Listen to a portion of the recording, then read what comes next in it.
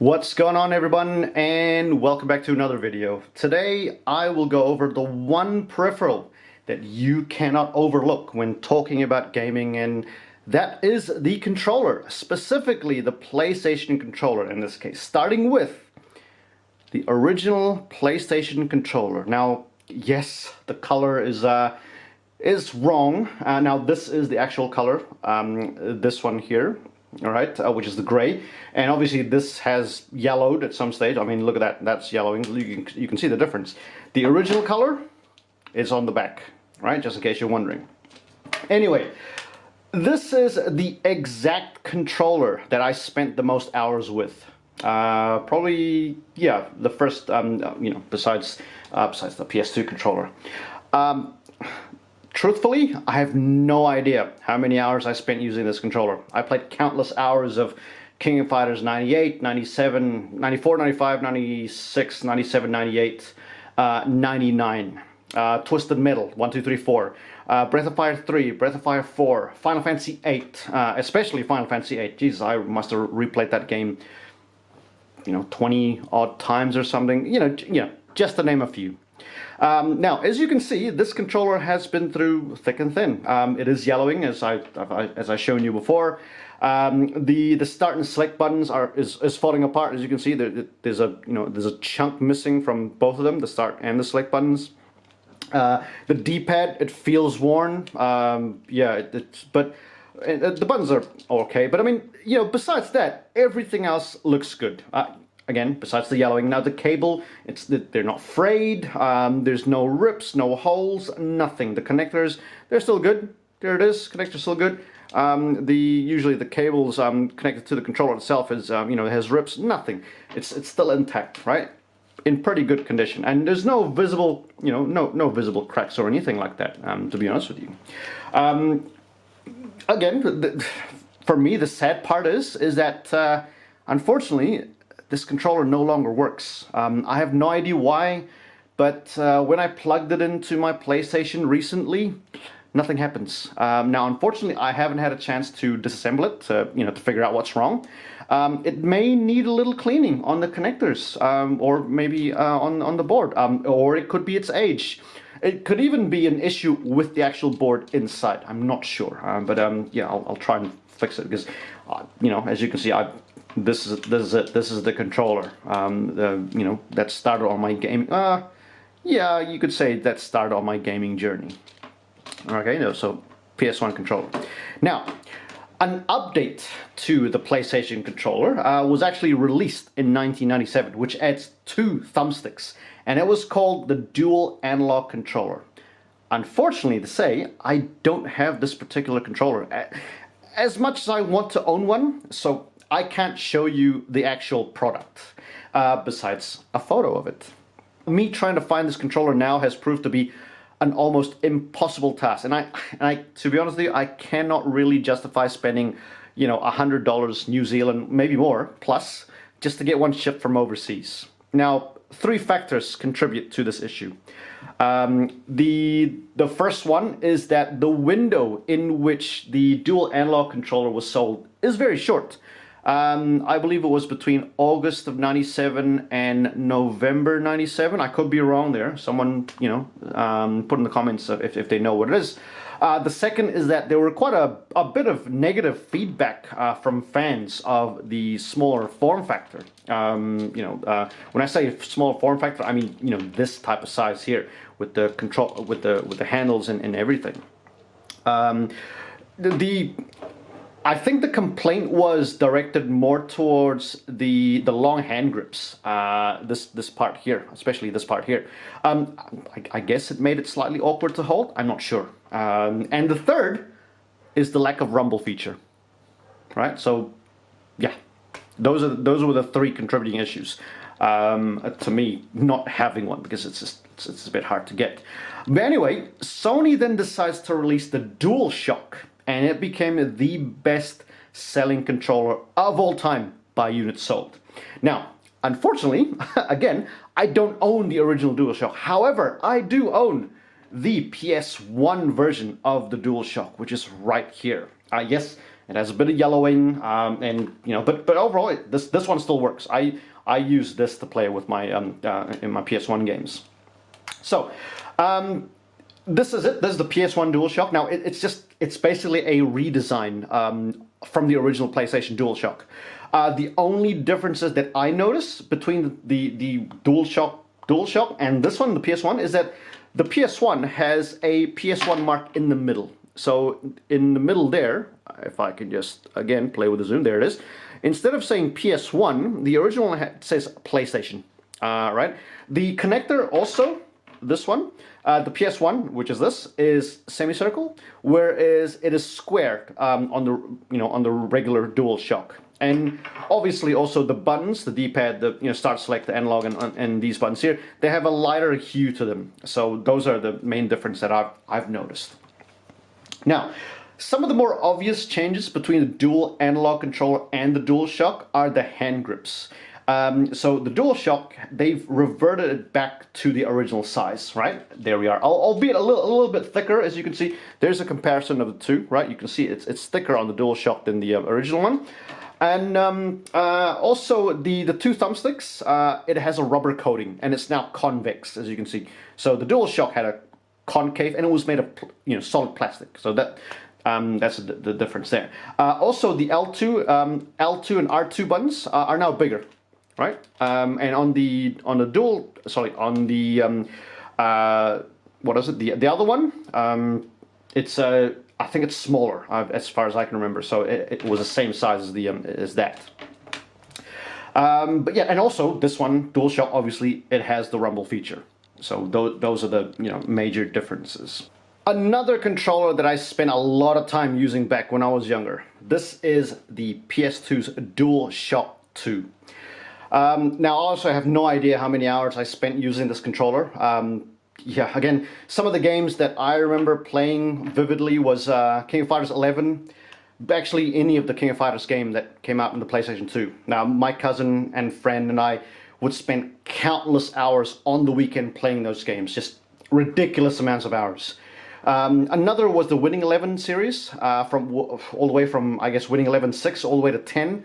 Another friend of mine, we used to play, again, we spent hours and hours and hours after uni to play that game. Tweaking formations, tactics, etc. Just playing the game. Also, yeah, good times. Then of course there was the Final Fantasy X and the many RPGs that came out in the PlayStation 2. Those were the days. And also, as you can see, the DualShock 2 controller, my one, this has seen some action over the years. Yeah, now this version also, actually, to show you just how much action it has. I mean, look at that. That's that bit there is all a little bit worn, and on the side there is also worn. I don't know why, but I kept doing that with my fingers. But besides that, everything else is intact. I mean, the analog still works, the button still works, the D-pad is still good, and yeah. But yeah, it has shown its age. This version is noticeably lighter compared to the previous DualShock, and all of the buttons except for the start, select, and the L3 and R3 buttons are pressure sensitive.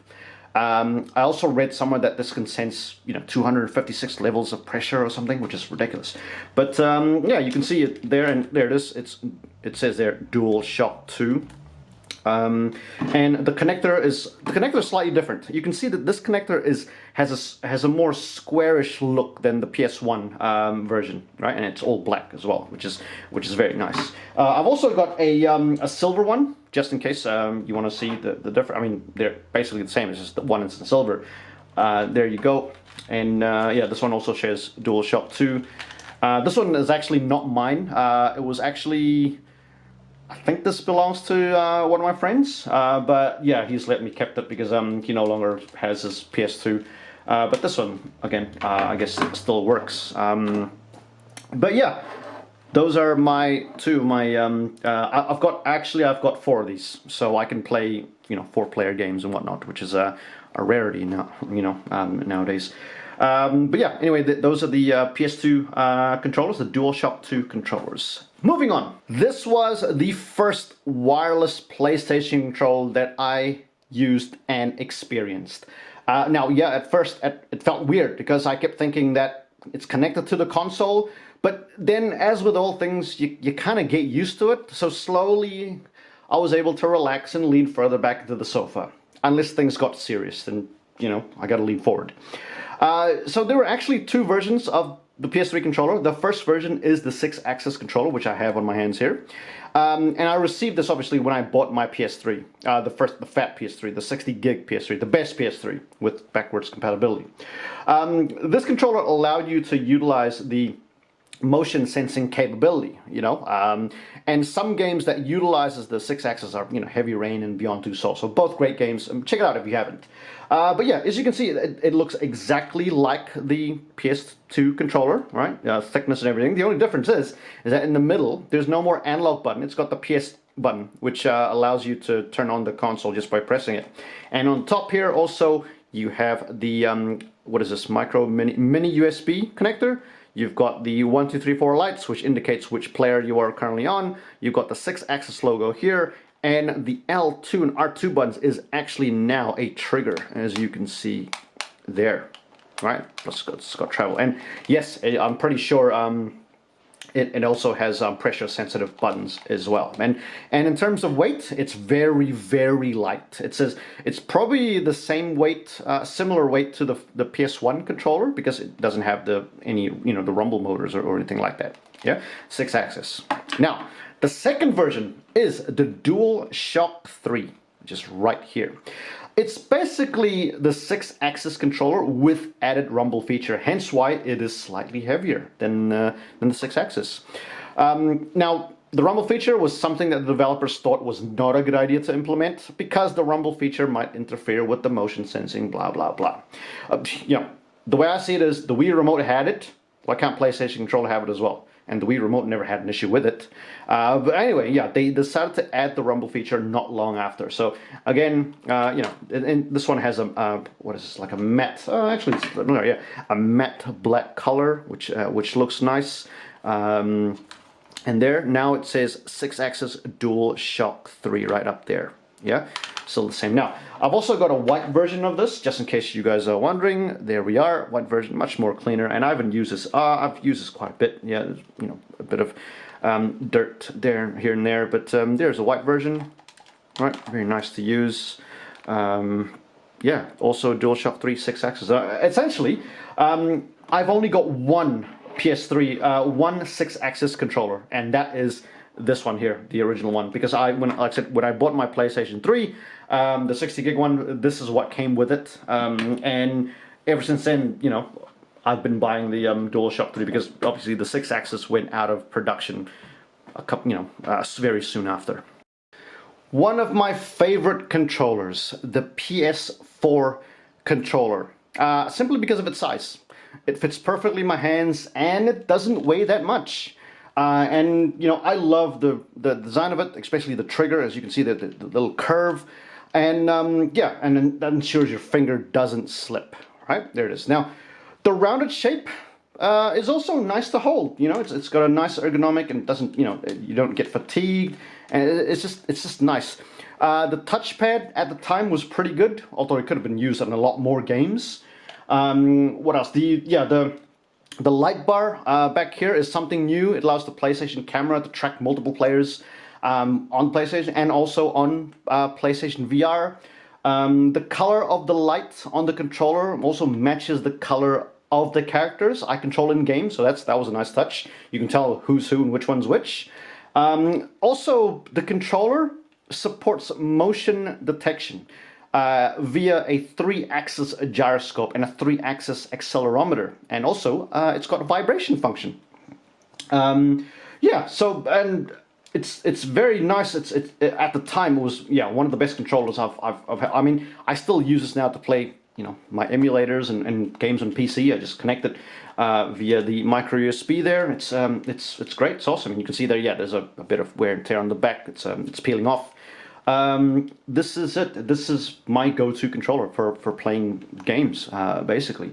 Now, in terms of the now, yes, I've got thumb covers here, thumbstick covers. But take a look at the blue one here. The thumbsticks they have a concave design to them, as you can see here. Yeah. Now it's got a grippy texture, grippy, what is it, material covering it, instead of the old convex look, which contributes to your thumbs sliding off, especially when the grippy material, you know, especially when you're playing, you know, games for too long, it gets sweaty and whatnot. And also this grippy texture here, this will wear off. Hence why I use a thumbstick cover, so that it doesn't wear off, because you know, just the plastic, you know, if the material's worn, then it's just plastic and it's just hard to play with. The last time actually the thumbstick had a concave design was way back in '97 on the DualShock's predecessor, the dual analog controller, and that had plastic thumbsticks, which is not a good idea, even though it's concave.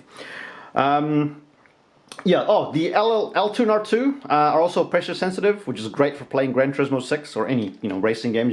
You can feather the throttle and also the brakes and everything. The only button on this controller that I've never ever used is the share button. This one here. Yeah, maybe I should start, you know, using it if I'm going to be recording gameplays in the future. But yeah, that button I do not use at all. And obviously that is the options button there. But yeah, it's one of my favorite controllers. The other thing, there's a slight redesign as well. So in the original, this is the original one, controller, the only way for you to figure out what player you are is to do this. Because you cannot see the light emitting from the light bar. And obviously, like I mentioned earlier, the light bar tells you which player you are, whether you're blue, green, red, or whatever, you know, whatever color is displayed. Now, on the newer controller, as you can see, and I'm not sure, actually, this is, the red one is the newer one. On the newer controller, here, let me see if I can show this to you. I don't know if that's going to show, actually. On the light bar, there is this faint line here. There it is, you can sort of see it, faint line. That line there, and actually this one also has it as well, the blue one, that tells you what light is, what light is on. So, yeah, I don't know if this is going to turn on. You can see it there, pulse. There. On the top, it shows you what light it's on. Yeah, so it tells you which player you are. And you can see it here also in the Destiny version as well. That's the blue light I'm talking about, that light right there. And this is just another limited edition controller that I have, and also I've got a Gran Turismo one, just to give you an idea of what they all look like, what the different version looks like. But yeah, this is like I said, this is one of my favorite controllers to use. Prior to this controller coming out, I've always been partial to the PS4 controller, and before the PS4 controller came out, I was always partial to the PlayStation 2, and the PlayStation 3 controller. Now, when this controller came out, playing a game using the old controllers of the previous PlayStations, it makes my hands hurt in more ways than one. Well, except for the PS4 controller, I still like I mentioned earlier, I still use it to play my games. Now, to be honest with you, I can't really think of a negative aspect of this controller. Maybe the weight, but you know, you get used to it after a while. But there's nothing much more to say really about this controller, the DualSense, because I mean everyone knows it. I mean most of you, if not all of you, have used this controller, you know, in some shape or form. So, but I will share this one experience with you. Now, on this controller, right, obviously the triggers, they have you know, adaptive feedback and whatnot. There is a metal spring on the triggers, right, which actually which recoils back to you know, to put it back in this position. Now, the one in this controller actually snapped, which in turns causes the R2 trigger to lose the recoil. So when you release the trigger, when you hold it like this will droop down like that, right? It'll droop down, so it's not going to go back up like this. So now I don't know exactly, but I think this is the moment. But the reason this was caused by me playing an excessive amounts of Gran Turismo 7. So I think it's because of that the coil snapped. Now, naturally, I panicked now because I didn't want to spend another, you know, spend money on another, well, a third DualSense controller. I basically I Googled for a solution. Now at that time I couldn't find anything in Google. Maybe I wasn't searching hard enough, or whatever. But the one thing that I managed to find during the search was on how to disassemble the DualSense. So I did. And after locating the issue, I noticed that the small spring that gives the trigger buttons the resistance, or what makes it spring back like that, is similar to the spring that is actually used inside of a 3.5-inch floppy disk, right? And now let me show you the spring in question. This is the spring in question. It's a little tiny, so I'm going to see if I can zoom in here quite a bit. There it is. That is the spring in question, right? This one here. Now, the spring, where, I mean, if you're asking, okay, well, 3.5-inch floppy disk, where does the string, where does that spring come in? Let me show you. I've got here a floppy disk. Now, if you're, this is basically Warheads for Windows. There we go, Warheads for Windows. The spring is actually here, so it's what does this. It's what pushes this back. It springs the metal cover or plastic cover back to cover the disc inside. Right, that is the spring. It's actually located there. I don't know if you can see it, but it's just inside. There it is. There's a spring right there. Okay, so the only difference is obviously that the spring is is bent a certain way so that it can fit inside of the trigger. So essentially, the hoarder in me lit up, and I checked my stash of random things, and lo and behold, I have exactly what I need, which is this spring right here. Now, the reason why I have that spring is because with the old floppy disk that no longer worked, I basically disassembled it. I took the spring, took the metal cover, took the disc inside and everything else, and I just kept it inside like a random box of things, I guess you could say. And yeah. And so, like I said, I have the spring, and what I did was, now obviously you can't just put this spring inside the controller and expect it to to fit straight away.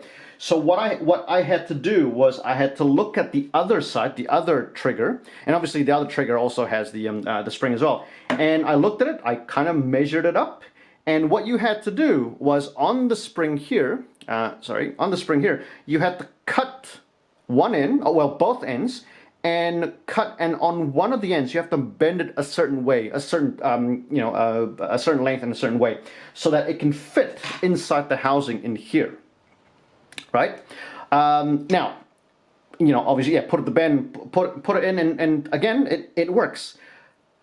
Here's the thing: when you do that, obviously the feel of the trigger is no longer the same because the spring is of a different thickness. Now, the original spring that comes with the DualSense is slightly thicker, so obviously there's a more recoil is there, right? The recoil is there. Now, the replacement is obviously, as you can see before, is made from a slightly thinner spring, so the recoil isn't as great. So now I can feel the difference between the L2 and the R2 trigger. The L2 feels heavier, while the R2 feels lighter to press. Now, if I hadn't mentioned, it's the R2 trigger that was broken, because obviously when you're playing Gran Turismo, you're constantly throttling, playing with throttle, etc.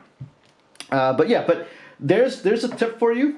If you still have an old floppy disk that you no longer use or doesn't work anymore, or whatever the reason may be, sorry about the zoom, disassemble it, take out the spring, and keep it, because that is going to be a lifesaver, just in case the trigger breaks or the spring on the trigger breaks. Then you can fix it easily by replacing it. It's not perfect, but it'll save you, what, $60, $70, $80 on buying a new one. But if you want to buy a new one, yeah, go for it. It's up to you. Oh, one last thing I also need to mention is that the DualSense can get stick drift. On this controller, the right thumbstick has drift.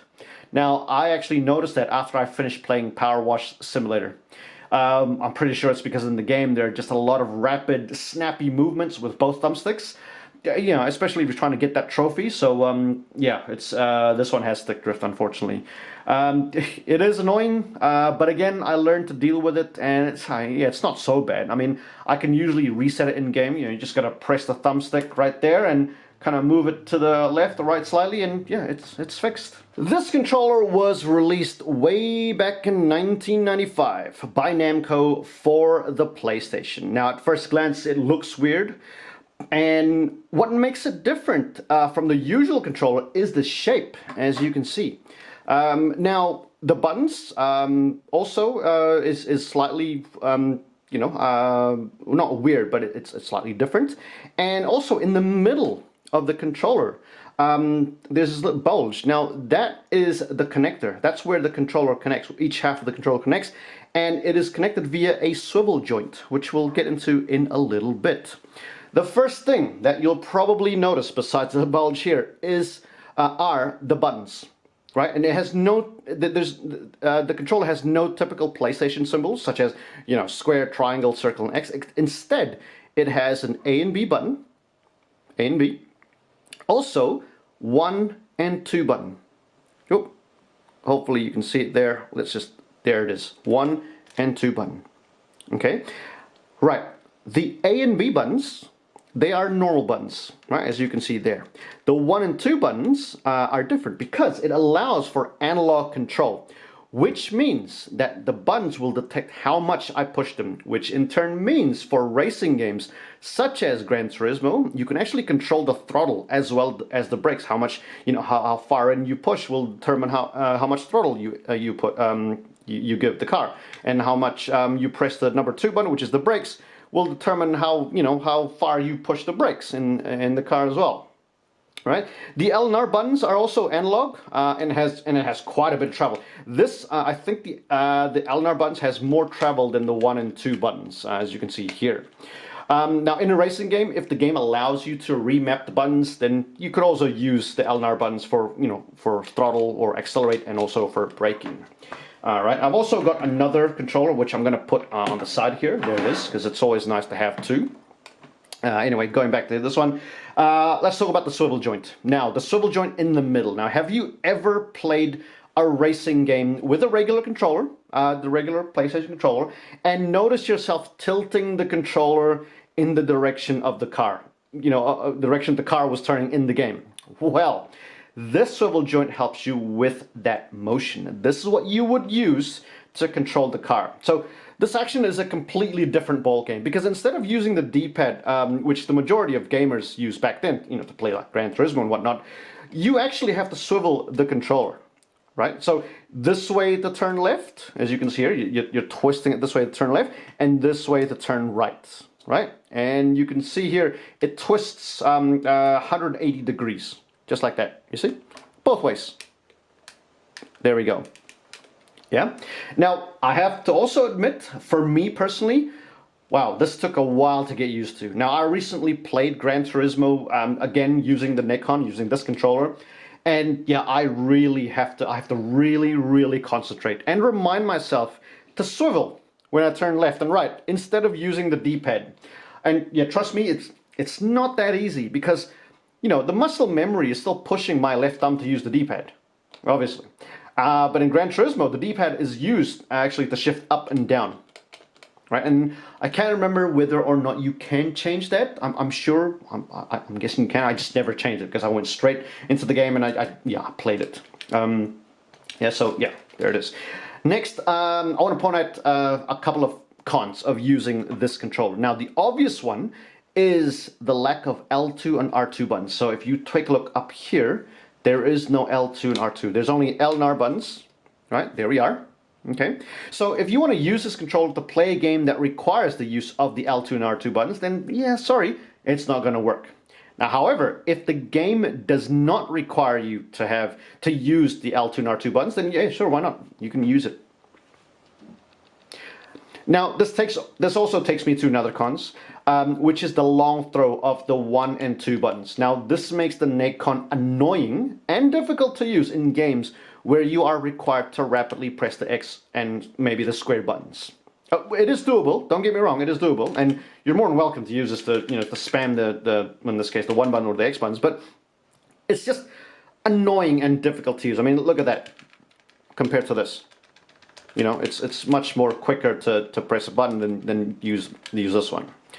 And the last cons that I just thought of is that the swivel joint itself might be the biggest Achilles heel on this controller, considering that this is a fragile point out of all the other parts. Now, you can imagine, performing rapid turns and the stress that it would put on the swivel joints if you're, moving left and right constantly, rather than using this. But yeah, look, overall, it is it's a unique controller, and as far as I know, there is no other controllers like this, and there has never been another one created with this setup, with this design. Which I think, personally, is a shame, because we could have had this as an option on top of the D-pad / analog, and also steering wheel to play racing games. And I think this could have been a cheaper alternative to buying a steering wheel. I mean, yes, the middle part here, the swivel joint, is probably a little on the expensive side, compared to a normal D-pad, normal controller. But I'm guessing it's going to be a lot cheaper than like a steering wheel. And also, by the way, the connector as well. Again, it is a gray connector with the words NAMCO is printed there. It's also a gray one off of the, I guess, the regular PlayStation controller. But yeah. That is the NAMCO NeGcon controller. Now, if you're also wondering what games are compatible with the NeGcon from both the PlayStation and PlayStation 2, well, here's a list. Another weird looking controller, the Jogcon. This controller was released in 1998 as part of a special edition package with R4, Ridge Racer Type 4. You could also purchase this separately back then. Now I'll purchase mine separately, but 20 years too late. Now, this particular controller looks like a regular old PlayStation controller. It has the 4 LNR buttons on the top. It has the face buttons with the symbols, a start and select button, along with the D-pad. What makes it stand out is the round wheel situated in the middle, where normally the analog sticks sit.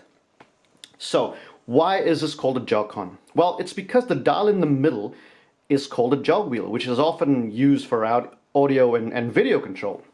The wheel itself, it has force feedback, meaning that actions such as torque steering, collisions, and feedback from, general feedback from turning the car can all be felt through the dial as you turn the wheel. In terms of holding the controller and using the jog wheel, I find that if you have to, to use both thumbs, it's a lot better than having to use it with one thumb. Right, as you can see here, it's just much more firmer. You've got a firmer grip. But you say, well, normally the accelerating button and brakes is the X and square button. So how's that going to work if you're going to use both thumbs to control the wheel? Well, in Ridge Racer Type 4, the accelerate and the brakes are defaulted to the LNR buttons, specifically R1 for accelerate and L1 for brakes. Which means that your thumb is free to use to hold the jog wheel, right?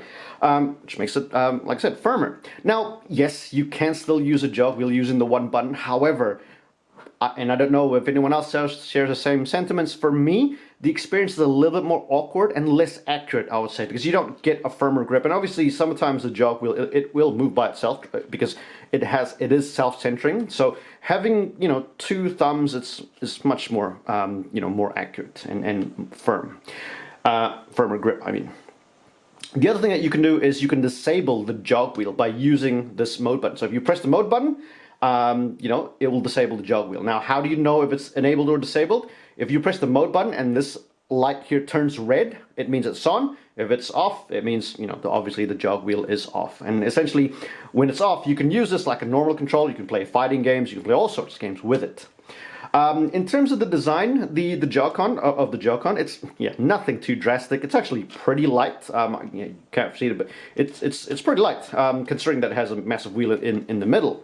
On the other side, there are these two protruding plastic pieces here. Now they serve two purposes. Number one, it's to house the R2 and L2 buttons, as you can see there, right? And the second thing, that it provides a stand so that the controller can sit upright. So it makes it easier for you to pick it up straight away and get into get the gaming. All you got to do is put your middle fingers in it, and there you go. You're on your way, right? What else? Oh, the connector as well. The connector is a standard connector. It's just all it has is it has got a NAMCO logo in there. Yeah, apologies of the blemish, but yeah, it's just a standard connector. And as you can see, I've tried to keep this as you know, clean as possible. Well, I haven't cleaned it recently, but the cable is still in good condition. No fraying, well, you know, no rips or anything like that. But yeah, that is the NAMCO Jogcon controller. Now, in terms of game compatibility, the Jogcon is compatible with these games. Finally, this last controller I have is not really weird, but I'm adding it in here because it's another one of my non-conventional looking PlayStation controller. And this is the NYKO PSX Scorpion controller for the PlayStation, PS1 especially.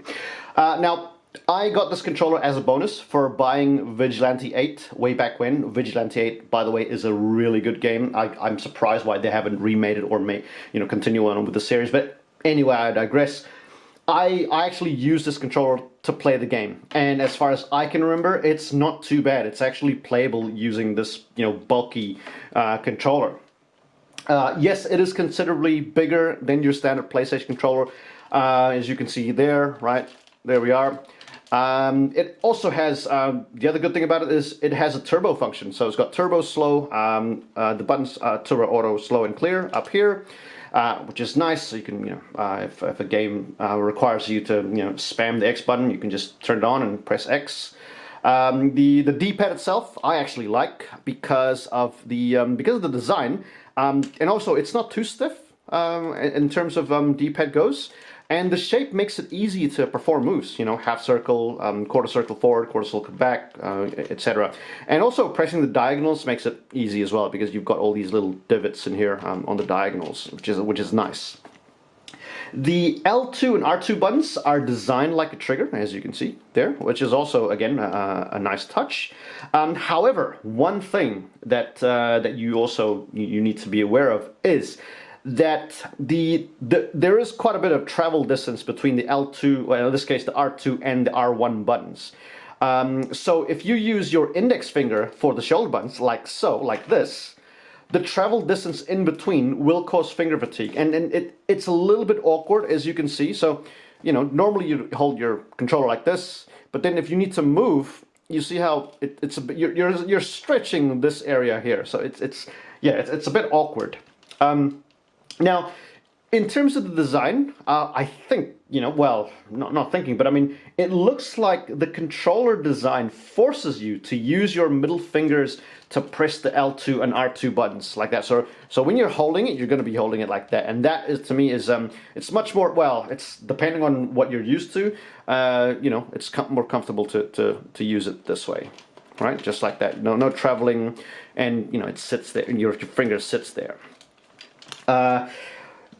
Some of the other things that, that's here. And of course, this also has rumble as well, which is situated in here.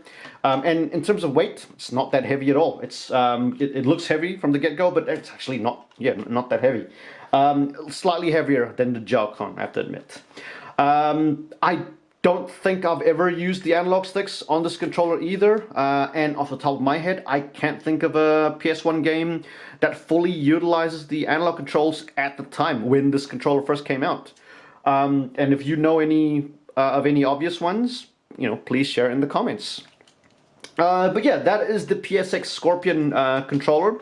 And that is, oh, and by the way, the connector, just a standard connector, right? If you can, as you can see there, right? No markings, just the gray one. And I'm not sure why they went with the gray connector. I guess at that time, the gray connectors were readily available from the regular PlayStation controller, so that's what they ran with, even though the rest of the controller and the cable and even this plastic cable, I'm not sure what this is called, is also black, but yeah, it's just, yeah, I guess availability of that.